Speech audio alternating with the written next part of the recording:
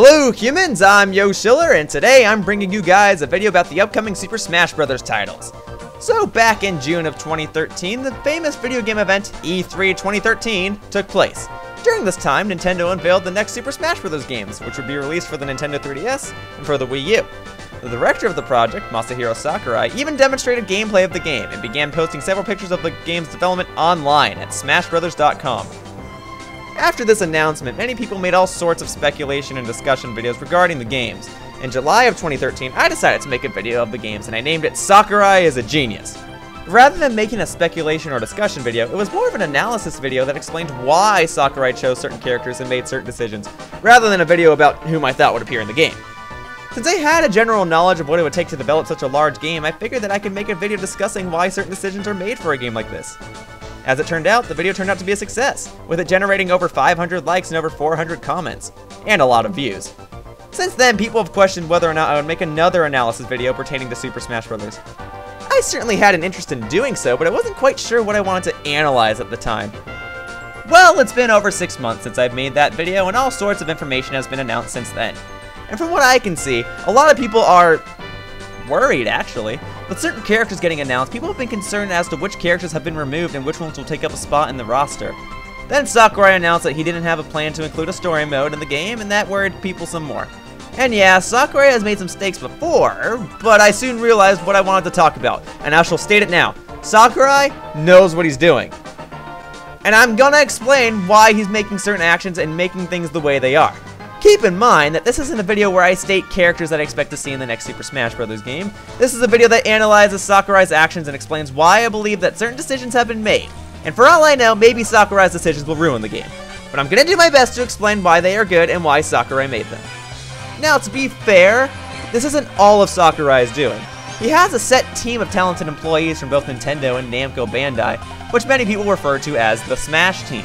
However, since Sakurai is the director of the project, he's the one that decides what goes in the game and what doesn't go in the game.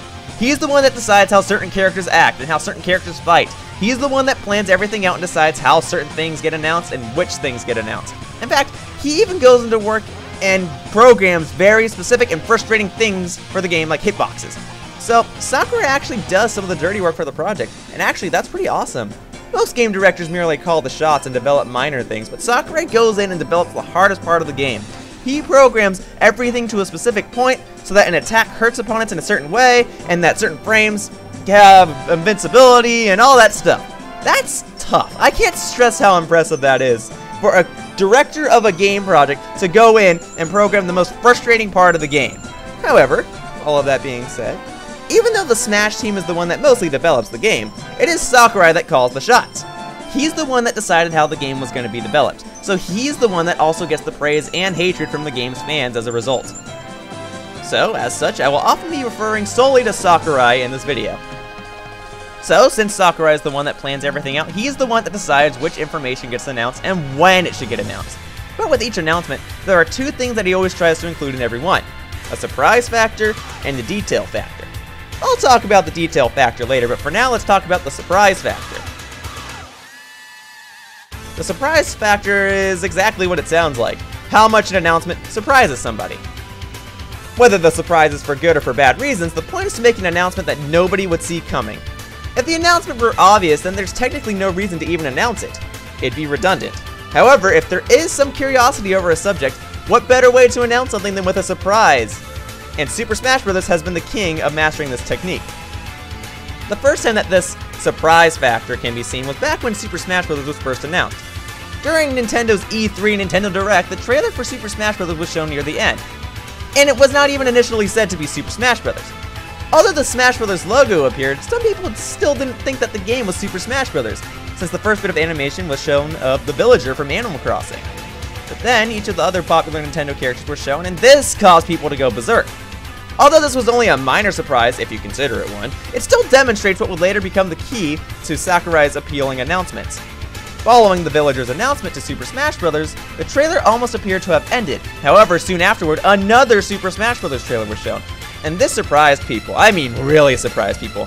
People were surprised to see that Mega Man was unveiled. And the crazy thing about this was that many people wanted Mega Man to become a fighter, yet many quickly forgot about this idea once they saw the Super Smash Bros. Trailer. Since this came up as a surprise to viewers, many fans became even more excited than they already were, even though that they had wanted to see Mega Man in Super Smash Bros. For a long time. The surprise factor was used again in the announcement of the Wii Fit Trainer, with the simple concept that a character like her would even be in the game at all. Many fans were surprised, in fact so surprised to the point where many people didn't even believe it. But there was also a secondary surprise factor to the Wii Fit Trainer's reveal. She was revealed at E3 2013 like the other characters, and like the villager in Mega Man, her trailer was shown without any hints that it would be a trailer for Super Smash Bros. In fact, many people thought that the trailer was for Wii Fit U, which at the time was a game that was still in development. You could even hear a couple of people groan when the trailer started playing. However, once Mario, Link, and Kirby were all shown, everyone began applauding, and once the Wii Fit Trainer was seen in action, everyone was laughing, and everyone at the event thought that the idea was creative. Even Sakurai himself joked about the idea when he came on and demonstrated the gameplay of her. Though this was not the case on the internet. Many people raged at the idea, but I still loved it. While everyone at E3, myself included, seemed amused about the reveal of the Wii Fit Trainer, many fans on the internet expressed rage and even hatred of the character's reveal. Yeah, sure, many people got over it quickly, but a lot of people thought that she was a waste of a character slot. First of all, let me fill you in on a little secret. She's not a waste of a character slot. In fact, she can't be a waste of a character slot because there aren't a set number of character slots. I'll get back to talking about the surprise factor in a moment. Let me just address this while I have it up. Many people think that there are a set number of characters because Sakurai had previously stated that he didn't want to focus on solely adding new characters, and he instead wanted to focus on other aspects of the game. This led people to believe that Sakurai would attempt to keep the character roster at about 40 characters, and he would remove older characters in order to add newer ones and keep the same number.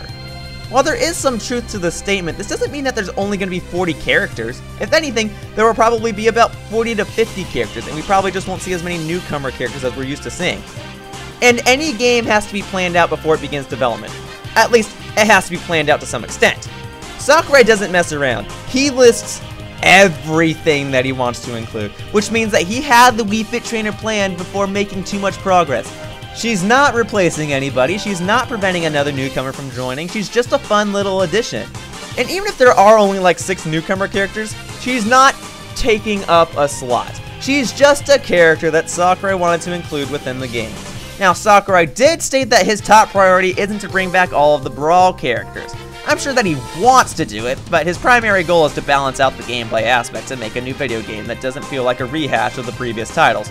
So if a character does get removed, then oh well.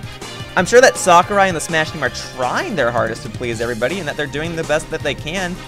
But there are no character slots. They are trying whatever they can to include as many characters as they can. It's just adding characters isn't a top priority. But anyway, back to the surprise factor. The Wii Fit Trainer was certainly a surprising announcement in many ways. But how can Nintendo top the announcement of a character so out there? Well, going into space is a good start. In fact, Nintendo's next reveal would involve a trailer that, like the Wii Fit Trainer reveal, would not seem like it was a Smash Bros. Trailer. Before the trailer was shown, it wasn't even said that the upcoming trailer was Smash Bros. It started out with Kirby riding on a Warp Star with Kirby Air Ride music playing in the background, which led many people to believe that a new Kirby Air Ride game was in development. Then it showed a Mario Kart track resembling Rainbow Road. Bear in mind, Mario Kart 8 was a game that was also in development at the time of this trailer, and viewers hadn't seen the game's version of Rainbow Road just yet. So when Kirby began racing against Mario Kart characters on this track, many people thought that it was possible for Kirby to become a new racer in Mario Kart. But Rosalina appeared and revealed that the entire thing was a trailer for Super Smash Bros., and that completely surprised people. So, by advertising the trailer as one game and then as another, and then revealing that it was Super Smash Bros., Sakurai and the Smash team managed to both gain the interest of players and then surprise them when it was revealed to be a Super Smash Bros. Trailer. By doing so, players were more intrigued to see the reveal of the Super Mario Princess. And then there was Little Mac. But this surprise factor was almost completely backwards when you compare this to the trailer of Rosalina's. Instead of being revealed near the end of a Nintendo Direct, it was the first trailer shown of the Nintendo Direct, and it was clearly established that it would be Super Smash Bros. But the surprise factor was this. It was Valentine's Day, and it was the same day that Donkey Kong Country Tropical Freeze had been released in Japan. So many fans speculated that Diddy Kong would get re-announced, or that there would be some sort of Diddy-Dixie Kong duo, or that King K. Rool would be a newcomer, or something related to Donkey Kong. But nope! We got a trailer for something completely unrelated to Donkey Kong. Well, Technically, Little Mac has fought Donkey Kong before, but otherwise, this trailer threw everyone off. And even for people that didn't expect a Donkey Kong character, I'm pretty sure that people didn't think of Little Mac when they heard that a Smash Bros. Trailer was going to be shown today. It was amazing, and that's why the surprise factor works so well. You take something that everyone wants to see, and you reveal it in a surprising way so that fans gain even more interest than if you were just to blatantly reveal the information. And that's why Sakurai announces things this way.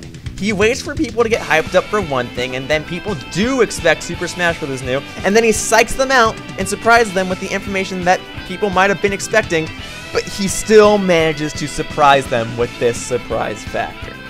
But let's talk about the characters that he decided to use. Of all the new characters in the upcoming Super Smash Bros. Title, why did he choose to reveal characters like Rosalina and Little Mac instead of any other new characters in the game? Assuming that there still are more new characters. So, assuming that there are still more new characters, Rosalina and Little Mac do have two things in common. Each of these characters has a following fan base, and each of these characters brings some new assets to mix up the gameplay style. Now, arguably, any new character will change up the gameplay, and lots of other characters have a following. But Rosalina and Little Mac aren't just new characters with a different set of moves. They're characters that control and fight in a vastly different style than the other characters. Rosalina has the ability to control a Luma, which almost makes her a sort of duo character like the Ice Climbers. Yet the Luma can get destroyed, and by the looks of things, a Luma can get regenerated. And yet, it still has Rosalina doing all of the work. The Luma has its own attacks, and Rosalina has her own attacks, and yet it still feels like an Ice Climber duo, but it's not quite the Ice Climbers. We haven't had a character like this yet, and Rosalina is a popular character that can change the gameplay in the Super Smash Bros. Game. She helps bring the hype. Well, what about Little Mac? What's so special about him? Sure, there already is a fast character that can throw jabs at rapid speeds, that being Captain Falcon, but Little Mac is more than just that. Little Mac was a commonly requested character for the Smash Bros. Games, considering he also comes from a fighting game, and although he appeared as an assist trophy in Super Smash Bros. Brawl, fans loved the idea of being able to play as this championship boxer. Little Mac is from the Punch-Out series, which is a favorable series that is still played by people today, and after Brawl was released, a new Punch-Out game was released for the Nintendo Wii. What's also interesting to note is that Little Mac is a much more recognizable character in America than he is in Japan. So while characters like Ness, Lucas, and Marth appeal more to Japanese fans, characters like Little Mac appeal more to American fans. So with Sakurai choosing to add Little Mac onto the roster, it is evident that he is trying to appeal to all sorts of fans rather than just a select few. But he also decided to make Little Mac a more unique character than other fighters in the game. Little Mac has a power meter above his fighter icon, which allows him to use a one-hit KO attack. I think that it sounds really interesting, and it can make Little Mac quite a risky character and fun character to use. Now, earlier I said that Sakurai also included a sense of detail in each of his announcements. You see, Super Smash Bros. Isn't exactly the easiest game to make, obviously. It sounds easy as a concept, since you can just say that it's a crossover fighting game of Nintendo characters. However, Sakurai has to handle each of these characters, and other than the Kirby characters and partially Pit, Sakurai also has to make sure that each character is represented properly by its owner. That way he doesn't anger the character's creator or the fans of the franchise. You don't want to do something with Mario and then annoy Miyamoto. Then you're not going to be able to use Mario ever again. It's most likely for this reason that Sakurai included Kirby in Rosalina's debut trailer instead of another character from outer space like Fox or Samus. Kirby is Sakurai's character, and Sakurai doesn't have to worry about offending anybody if he's just using his own character. Plus, he knows Kirby better than any other character. So since he knows how Kirby would react in a certain situation, it fits nicely. However, with each character, Sakurai and the Smash team are sure to include minor details onto each character. One example that I can name right off the bat, you know, it's something I like to talk about in all of my videos, and it's handedness, like making a character right-handed or left-handed. Some of my fans might know that I am left-handed, and as such I go out of my way to notice other left-handed characters. And I can already tell you that other characters like Mario, Luigi, Rosalina, Link, Toon Link, Zelda, and Donkey Kong are, at the very least, left-handed in Super Smash Bros. Now, why does this matter? Well, if you think about a regular cartoon or animation, most characters are right-handed. It's much easier for right-handed people to create right-handed characters, while it's easier for left-handed people to create left-handed characters. However, there do exist more right-handed people in this world, so naturally there are more right-handed characters. I mean, it's certainly possible for left-handed people to draw right-handed characters and for right-handed people to draw left-handed characters, so it's not like the idea is out of the question. but usually there's a reason for choosing to draw or create a character with a certain handedness. Sometimes it's for simplicity's sake, and people just make all of their characters right-handed so that's easier to animate each of them. Well, Shigeru Miyamoto, the creator of the Super Mario and Legend of Zelda franchises, is left-handed, which could also explain why the Mario characters and the Zelda characters are left-handed in Super Smash Bros. For example, Link is normally left-handed within the Zelda games, the exceptions being the Wii games, which are made for right-handed players. But since Link normally uses his left hand, he is left-handed in Super Smash Bros. And since Rosalina holds the wand in her left hand in Super Mario Galaxy, she is also left-handed in Super Smash Bros. Now what does all this talk of hands have to do with anything? Well, it shows that Sakurai and the Smash team have gone as far as to determine the handedness of each character in the game, which is something so minor and subtle that most people don't even care about such a thing. If you want to get it into even more subtleness, just look at the details on Link's clothing or Zelda's dress and Fox's outfit. Sure, there are just texture files that you slap onto a 3D model, but in reality, they are simplistic designs that have a lot of detail. However, within this sense of detail, there is a sense of simplicity. And there's a reason that Sakurai has this sense of simplicity. Why? Well, the answer to that is simple. There's no need to overcomplicate things. The goal is to keep things simple. That way, it's easier to control certain things and everyone looks fine. In fact, everyone looks like a cartoon, actually. The best example of a character that shows off this simplicity is King Dedede. He actually looks really good. He's so simplistic that he's able to convey different emotions and facial expressions, making him appear more realistic. Now, another common topic that has had some controversy is the lack of a story mode within the game. Sakurai has stated that, as a result, he is having animators create character reveal trailers rather than story mode cutscenes. So I have 3 things to say here. First of all, the lack of a story mode might be a good thing. It means that Sakurai can focus his resources more on gameplay, character stages, and modes, rather than on story mode cutscenes and story mode levels. The story mode for Brawl took a lot of effort and time to create, and in fact, the developers had even more cutscenes to create for the game, but they couldn't make them due to various reasons like time constraints and plot complications. And besides, I often hear complaints about Brawl's story mode, with many people saying that the levels were repetitive and that the plot seemed confusing and yada yada yada. And while people certainly enjoyed seeing the cinematic cutscenes with everyone's favorite video game characters fighting alongside one another, I'm pretty sure that people just wanted a story mode for that reason. Cinematic cutscenes, not for the actual gameplay.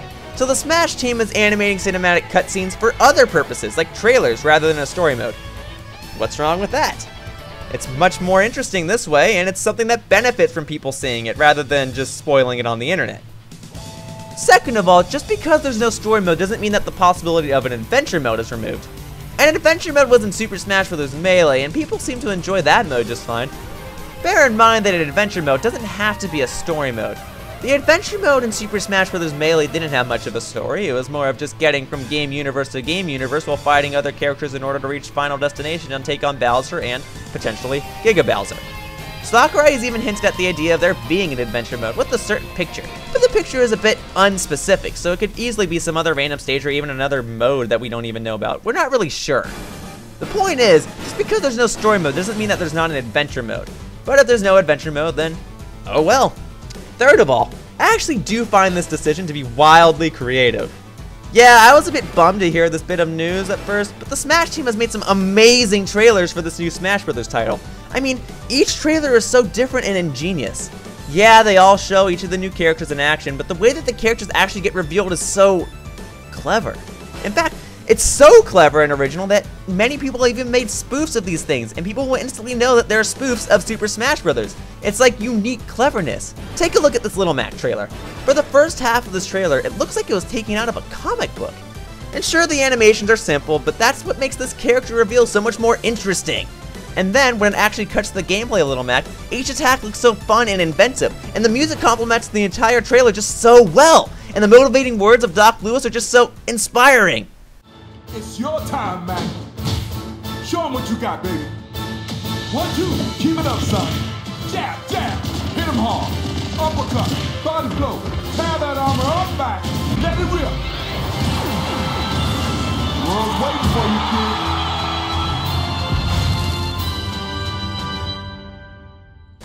And notice how the first words of Doc Lewis during the actual gameplay is, "It's your time, Mac. Show him what you've got." And the last lines of dialogue are, "The world's waiting for you, kid." I swear, this trailer was just so well put together that I pretty much watched this thing at least once a day for about a month. And that's not even an exaggeration, I'm serious about that. If they keep making trailers like this, I think that this is the most creative decision that Sakurai could have ever made for Super Smash Bros. Plus, Sakurai did also say that he was disappointed that the Smash team worked so hard on the Super Smash Bros. Brawl story mode cutscenes only to have them leaked on the internet. With these trailers, even if they are leaked, they will still encourage the same goal. Go play the game. If you leak something, like the end of a story mode, then you take the surprise out of it. Whereas, a trailer has two surprises to it, its own reveal, and its encouragement to try out the game for yourself. There's no real loss here, and that's why Sakurai keeps trying to encourage this surprise factor. He took out story modes so that he could keep surprising players. The only downside thing about this is that there might be a challenge in trying to create different trailers for each country in the world. I mean, for these trailers, all they really have to do is change the text for the character reveal and change the logo at the end of the trailer, but that still means re-rendering the same animation and movie for each trailer. Rendering a normal movie isn't too bad. You can render movies in Sony Vegas, I do it all the time. But rendering animations, especially 3D animations, is very tiresome. Trust me, I'm in a game design school, we have to do it. Sometimes it can take up to a day to render a 2-minute 3D animation. I don't know how long it would take here, but I imagine that rendering all the Rosalina trailer stuff was no easy task. Or for all I know, maybe they rendered the trailer without any text and slapped the text on during some sort of editing phase. But you might also notice that the gameplay for each trailer is actually from the Japanese version of the game. Yeah, there's English text in the backgrounds, and editing makes it seem like it's a trailer for that region, but the actual gameplay is from the Japanese version. It's also common for Japanese games to use English text quite often. It's other things that show up as Japanese in the trailer, such as Bowser's name being Koopa and Mega Man's name being Rockman. Those are the characters' Japanese names, but I don't think anyone truly cares, because people just want to see the gameplay. Now, the Brawl cutscenes might have had something similar. Maybe they had to render each cutscene for each language because you can't just edit a cutscene and re-upload it into the game. This happens within the game. So if each of these cutscenes had to be re-rendered for each version of the game just so you could change the character's name, then I could easily see that becoming a nightmare for the game's development, having to render all these scenes just to change a name. So in this scenario, I guess making the trailers instead of cutscenes would still be easier.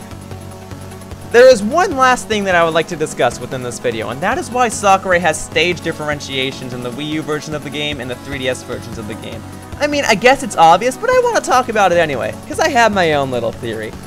I wouldn't say that it's because Smash Bros. Has been solely developed for consoles prior to now, and that it's a lot easier to make a Wii U game, and so you just slap on a 3DS stage and you call it a day. I wouldn't say it's that. Instead, I would say that it's possibly due to polygon count. I mean, it's no secret that the Wii U is a stronger console than the 3DS, so naturally the Wii U can display more polygons at once. It's for this reason that Sakurai often shows trailers of the Wii U version of the game, mainly because it just looks better. For those of you that are unfamiliar with what I mean, let me explain it this way. Every 3D model is made up of polygons. If you remember your basic geometry, a polygon is a closed figure with straight lines. So, shapes like a square or a rectangle are polygons. And each character within the game is made up of thousands, sometimes even millions of polygons. And characters with a lot of smooth surfaces and curves aren't actually characters with smooth surfaces and curves. It's actually just tons and tons of polygons shaped out to make it look like a smooth surface or a curve. These tiny little squares help form a character's shape, and then each of these polygons has to move with each character animation.